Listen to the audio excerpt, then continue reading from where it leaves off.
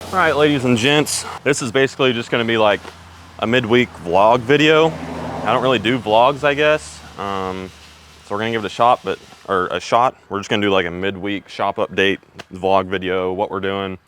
The rain is definitely coming, but got to change the oil on the daily. It's got about 7,000-ish, 6,500, 7,000 miles on this oil change since I bought it. So already racking up the miles, but we're going to get this thing changed. Andy is working on doing side project stuff right now, and he's got other stuff going on, but we're gonna get this done. I just got the compressor housings back for my turbos on the blue truck. They were, if you don't know, Mr. Frank from Pereas Polishing, that we love so much, had them for the past couple weeks and got them knocked out after he got some big customer projects done. So he's shipped them back to me, and I will show those to you guys here in a little bit because they look phenomenal. I must say, Frank always does tremendous work. And if you want to get a hold of him, I will put his information up on the screen. Yeah, most of you guys already know him and know where to get his stuff. Yeah, he also sells me some hand polish stuff to kind of keep your stuff looking good that I use on my stuff and really enjoy it. So, but I'd already drained the oil, just threw the plug back in. We're gonna get the filter out.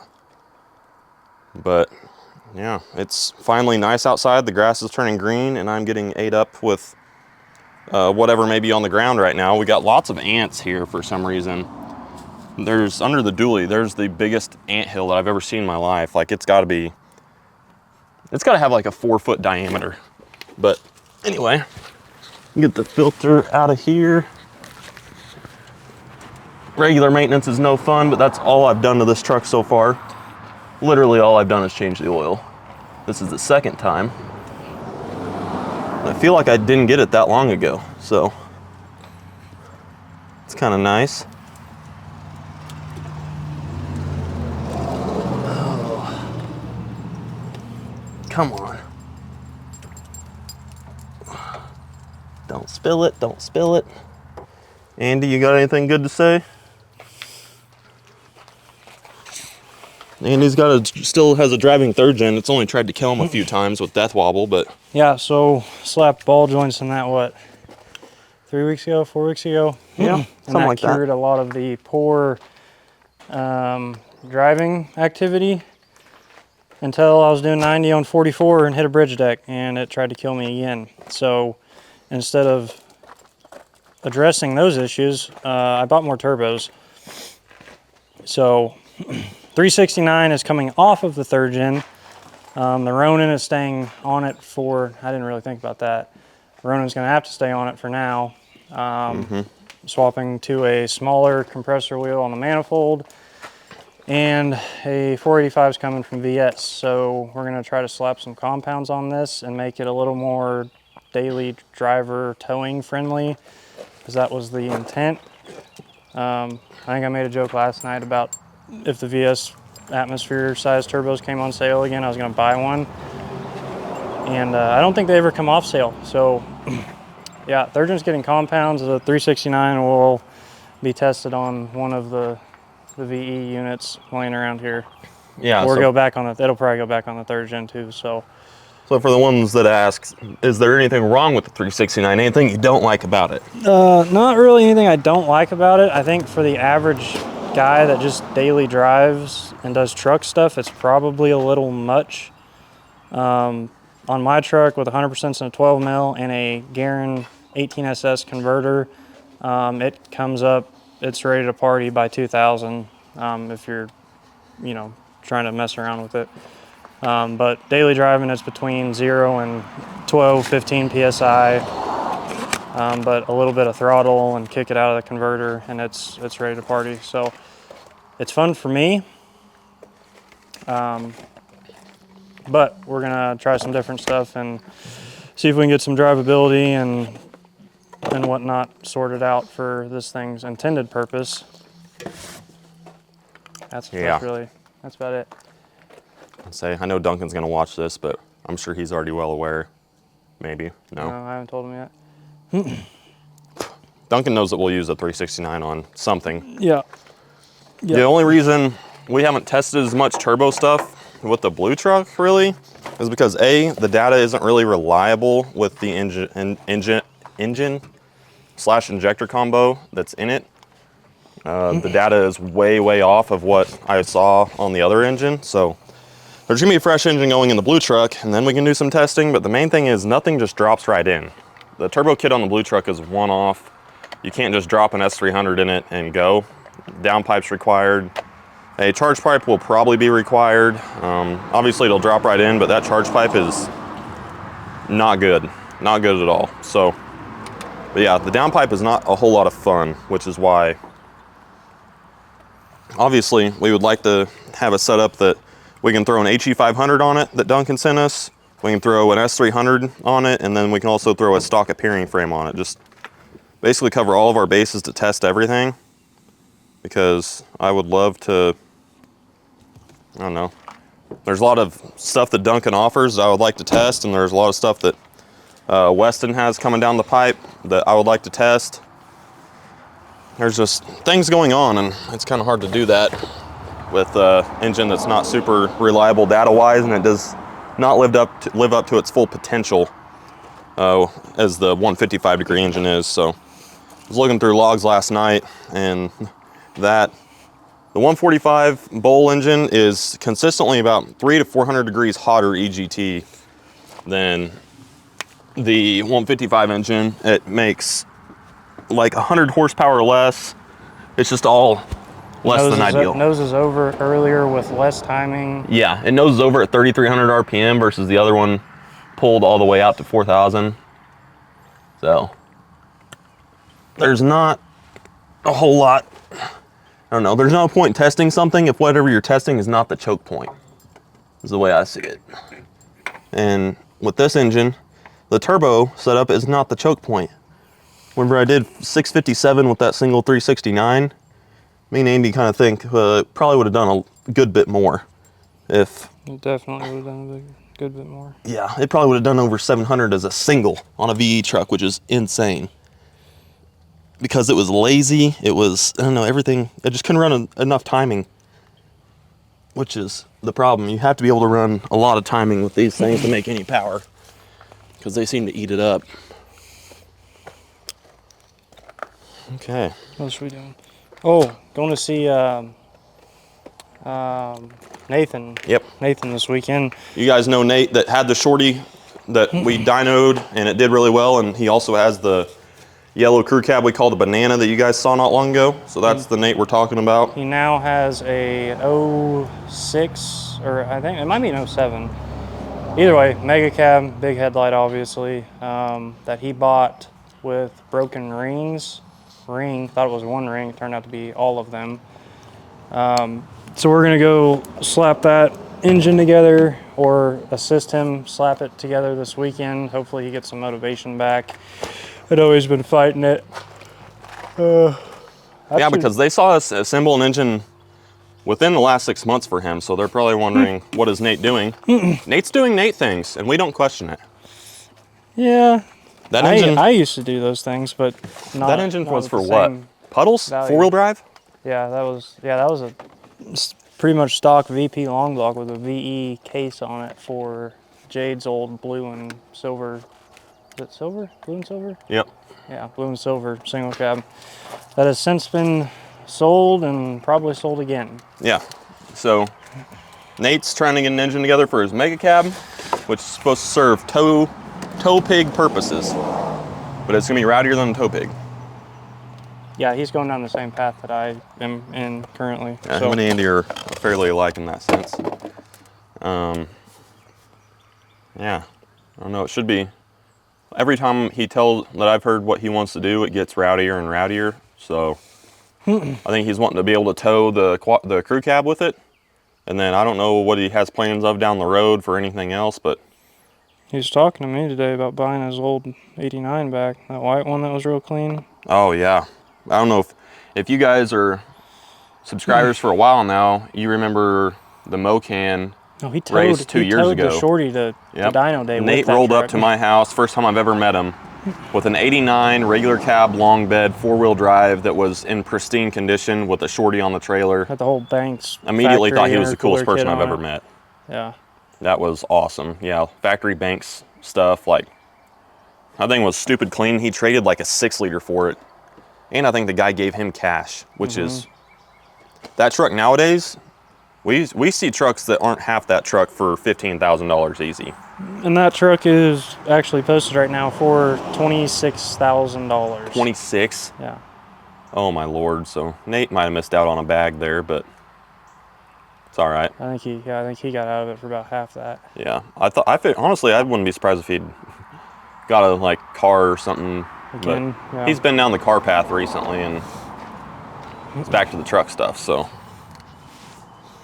I don't know. Excited to go see Nate for sure. It's always fun. So we'll bring you guys along. We'll throw another engine together. We'll get it on video. So there'll be this engine and then my engine coming up soon that we will video going together. So if you guys enjoy that stuff, I'll just probably time lapse all of it.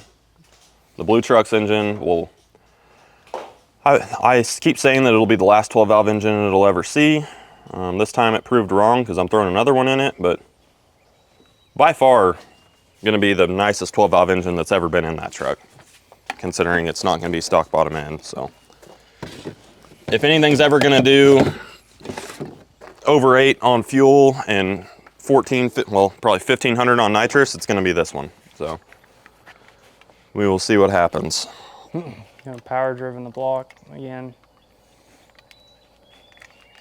Yeah, it's pretty much a full, I got on Power Driven's website and ordered about, well, pretty much everything that I needed bottom end wise from them. I bought 155 McBee pistons, just like the original one had. No. I meant you're gonna split the fucking block in, Power driven block block? in half. Yeah. Yeah, I'll probably crack this block too, but hopefully by then we have another 6-7 block ready. But I did buy some stuff from Power Driven. I got McBee pistons, standard bore, some Colt tappets, and a Colt Stage 4 cam. Getting rid of the Hamilton cam. I get a lot of questions on Instagram the other day whenever that people saw the Colt cam and why I didn't stay with the Hamilton cam. Honestly, the Colt cam stuff is just better in my opinion, and that's what I would like to use. So Colt Stage 4, I believe that's a 181, 218. Talked to Jeff at Colt, and he said that is the biggest cam you can get and not lose any bottom end power whatsoever. And that cam is good to 4,400 RPM. It will not nose over at all. The 178-208 that I have noses over. It like hits a wall flow wise at 3,800 RPM. And with some of the testing stuff that needs to be done, we need to be able to stretch it out and make sure that nothing else is the limit. Because clearly my GT55 is good for way more than 3,800 RPM. That's like starting to get into its efficiency range there. That's like at the bottom. But Evan's got some stuff he wants to try and things like that, so we're gonna see if we can't stretch the fueling limit out a little bit further, which should be cool. I'm almost positive now that I will not be putting an engine together this year. Yeah. So one of these days you guys will see what Andy has been working on. It'll be really cool. It'll be all one big video, and until then, we're gonna keep it a secret. But most of you guys know that Andy had a VE engine in his 3rd gen, and he kept all those parts. So that narrows it down any. There you go. And for some of you guys, bring this topic up for Andy since we laughed pretty hard. If any of you guys are in the 1st gen groups and you saw Mr. Jason Sands, the original King VE, share a post about the new updated Scheid 14 mil pump on Hazley's website, about 500cc, and who's gonna be the first to try it. And I had a ton of people, I had somebody tag me and it got a bunch of likes on it. I think if you guys think that I would ever spend hard-earned money on a time bomb like that, then you clearly do not know me. I think all the update did was make sure they leave the driveway before they explode. They might leave the drive. They went bigger cam plate, so I doubt that. Literally, the only thing in the description says that it has a larger than factory cam plate now. So that means they went to a 4.0 cam plate. You think anyone's ever tried a smaller than factory cam plate in one of those? No, maybe. Anyway, yeah, that's a time bomb. So for you guys that actually think that that might be a good idea, just please don't. I'm aware. You will spend less money on a reliable head and rotor that will do significantly more power than that will ever do, and make it north of 2,000 RPM. Yeah, because how they are getting those to live, if they live, is they hit a hard fuel cut and defuel. I guarantee it starts at 2,400 RPM, but be safe, by 2,800 RPM, it's really nosing over. They do not spend any RPM, because if you do, it will blow up and send all the cam plate and the ears off the cam plate straight through your head and rotor. And then people say, oh, the head and rotor seizes. Yeah, VEs nope, suck. that is just what happens after it blows up. The head and rotor is really not the problem. But I won't don't divulge into that. You can't spin them to any RPM, which is, I don't know, there's no point. If you would rather have one that is capable of claimed 500 cc on a bench, but you only have to 2,800 RPM to make it happen, or you could buy a 12 mil pump that you can make peak at 3,300 and it stretches all the way out to 4,200 or 4,180, then hey, you be my guest if you want to go do that. But your average horsepower number is on the floor, and you're going to be running maybe an 8-second eighth mile. And the next step after that is then buying a P pump. Yeah, literally, that is a rotary P pump if I've ever seen one. You buy your 14 millimeter God's creation from Shide Diesel, and then it explodes, and you're like, wow, VEs suck. And then you buy a P pump, and you still make less horsepower than everyone with a 12 millimeter VE pump. Yeah, that's crazy how that works. It's insane, actually. But that is the natural. I wish natural selection would take its place sometimes, but I'd be gone. I'd be toast. Yeah, that's true. It would be dumb. But yeah, that's probably all I've got to say about that. I know that there is a couple guys, mainly there's one guy out there doing 14 mil stuff right now, and that is Mr. Zach Bradeur and his shorty, and I've got all the respect in the world for Zach. I'm glad he's stuck with it and hasn't given up and putting a common rail in it or something. So to make sure he doesn't do that, I will continue to support him. And Zach is a very nice guy. So yeah, and last I spoke with Zach, that truck is running much better now than it ever has. Yeah, so he's got a 14 mil from Verlin, and I'm telling you right now, even though I don't even know if Mr. Verlin likes me very much, but I would buy a 14 mil from Verlin every day of the week before I bought one from Shide. That is for damn sure. At least you know who you're talking to, and who you're talking to doesn't only deal with P pumps and might actually have some experience with these things. So that is one of our, one of our biggest things is any of the other pump builders, whether it's Verlin or Eric, really won't throw any shade at them, because they are still trying to push the industry instead of telling everybody to put a P pump on things, and that is always a good thing. So this thing finally has fresh oil. I put in my notes what the mileage is at. Is there anything else new in the world of diesels? I got a septic tank. Oh, yeah. Hey, Andy got a septic tank put in, and now his backyard is gone. I don't want to talk about it. Yeah. We got literally monsooned. 297, 217, oil and filter. So literally got monsoon. There was tornadoes. A tornado actually went through Lamar. If you guys know weather people, and you know Reed Timmerer, that's a tornado chaser that's super famous, he was like a mile from my house, and the tornado did come through. So we got that. It came over this way, which we live like an hour away from my house in Lamar, and we got lots of rain here. I wasn't here, but Andy said the wind got after it, and it's spring and the pollen is picking up, and my allergies are going to go crazy. I also sold the Sierra. Oh, that's why the third gen is such a big deal now, is because that's literally the only vehicle I have. Yeah, the third gen is crucial right now because Andy sold his Denali. Literally the daily. Now we're back to whenever me and Andy met. Good old days. Yeah, whenever me and Andy met, we both dailied white common rails like the good Lord intended, and we're back to square one. So I think it's a good thing. I don't know. It could definitely be worse. I never sold mine, so. Yeah, that's true. I sold my baby, but honestly, this one. I tried to sell mine. I do really like this one, so I'm not even mad about it at this point. Even though it's got over 100,000 miles more than my old one. It took us to Indiana and back. Didn't death wobble. Didn't slip. Yeah.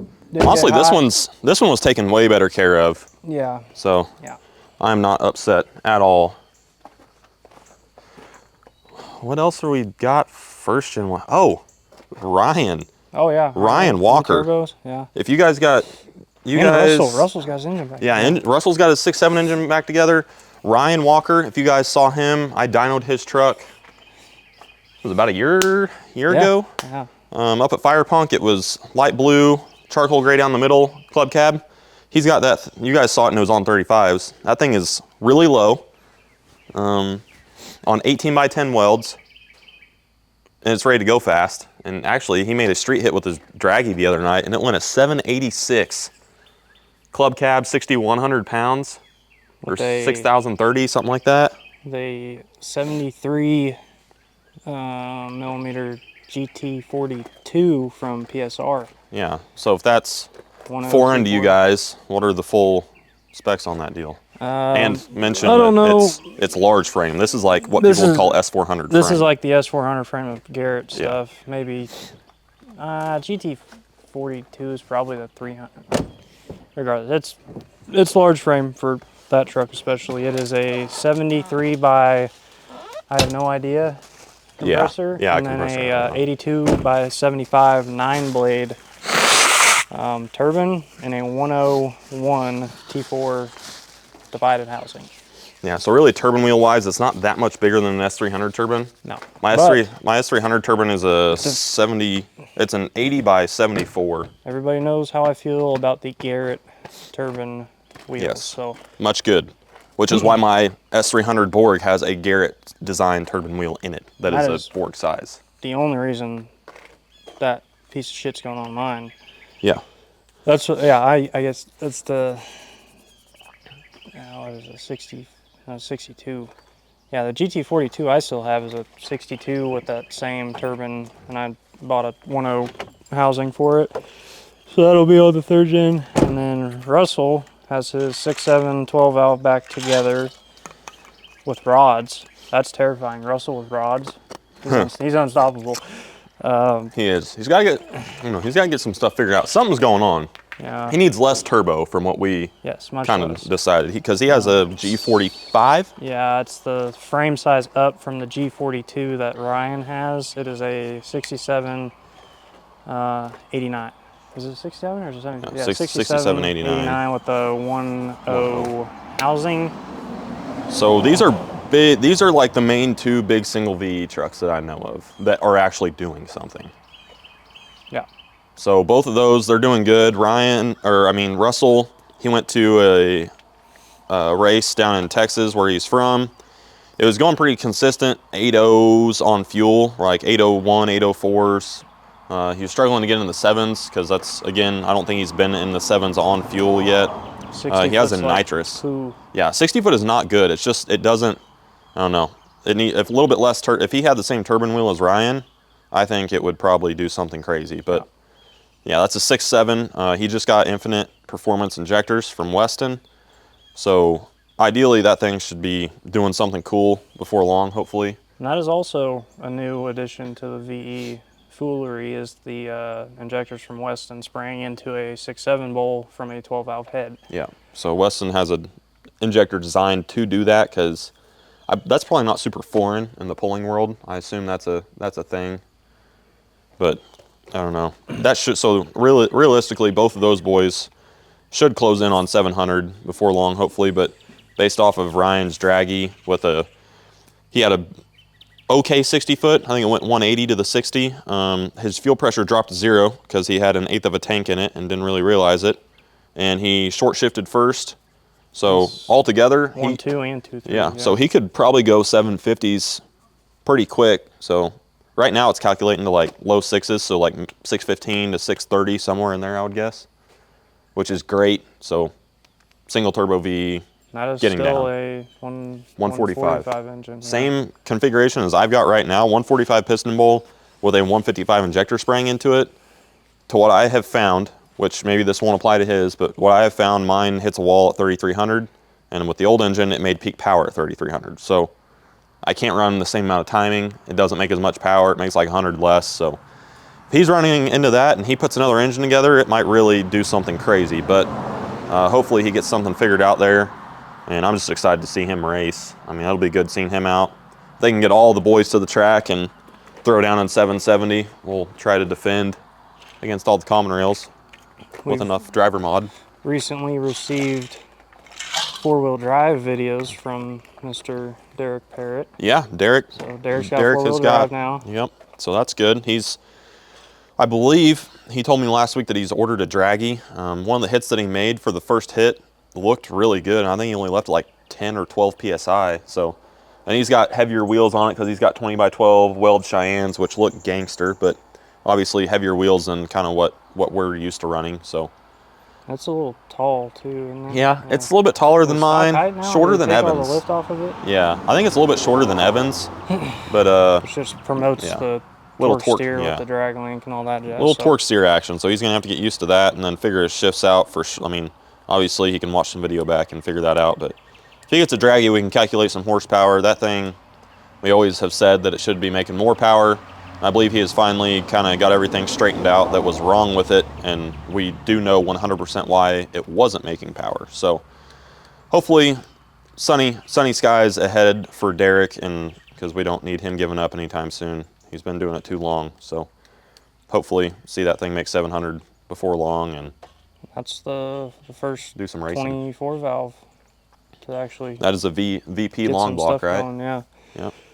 Yep. So VP long block, Weston's injectors, 60, 67, 9 on the manifold from Duncan Finley, and a HX60 from Duncan, which is a 76 97.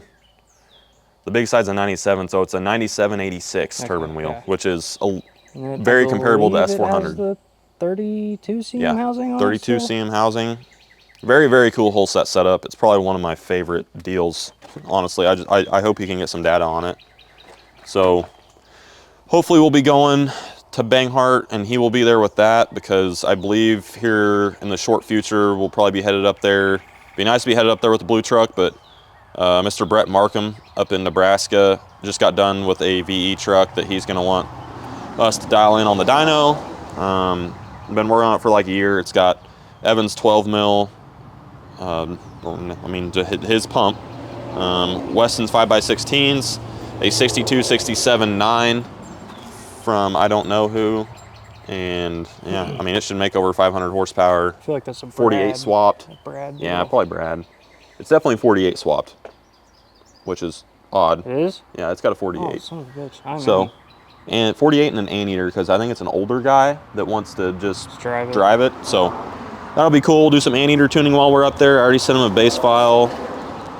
Yeah, a cool, usable 500 horsepower. I think it'll be cool. If that's anytime soon, we should drive that and put it on the dyno. Yeah, we should definitely put the third gen on there. So that would be hopefully 2 VE guys in Nebraska over 500, because Andrew made 501 at Banghart with his, and that was a 60 mil. His own whole set concoction of a pump. Yeah. And Weston's 5x16. So hopefully there'll be 2 up there to kind of represent the VE boys. And yeah, I think that's like the latest and greatest of what's happened over the winter and early spring here with the first gen stuff. Hopefully you guys pay close attention this year. I would say this year's gonna be another one of those really big leaps in the VE industry. I see a lot of stuff coming down the pipeline as far as builds that are currently happening or almost done, guys that are done with their stuff and now out making hits, getting data.